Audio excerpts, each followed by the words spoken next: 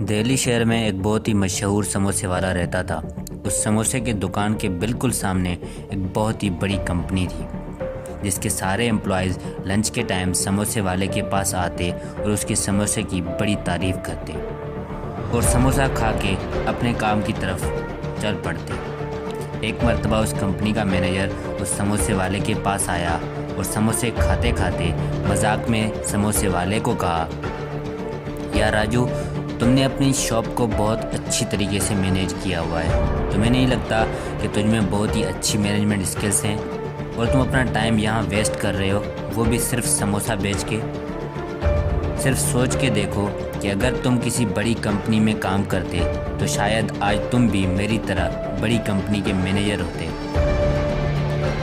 समोसे वाला मुस्कुराने लगा और बोला, सर, मेरे ख्याल से मेरा काम आपकी जॉब से अच्छा है, क्योंकि 10 साल पहले जब मैं एक टोकरी पे समोसा बेचता था उस टाइम आपको ये जॉब मिली थी। उस टाइम मैं 1000 पर मंथ कमाता था और आप 10,000 पर मंथ। इन 10 सालों में आपने भी तरक्की की है और मैंने भी।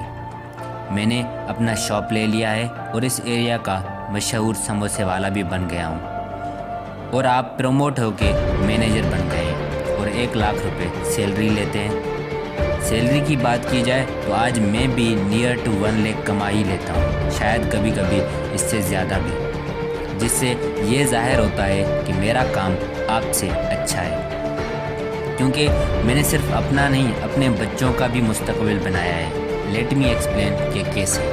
ध्यान से सुनिएगा।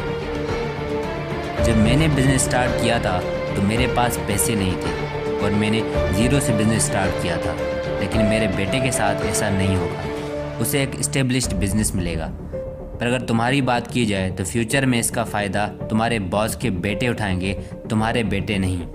तुम अपनी पोस्ट अपने बेटे या बेटी को ऑफ़र नहीं कर सकते, उन्हें फिर से ज़ीरो से स्टार्ट लेना पड़ेगा तुम्हारी तरह। जितनी तकलीफ़ें तुमने सही हैं 10 साल के अंदर, तुम्हारे औलाद को भी वही सहनी पड़ेंगी, तभी जाकर तुम्हारी पोस्ट तक पहुंचेंगे।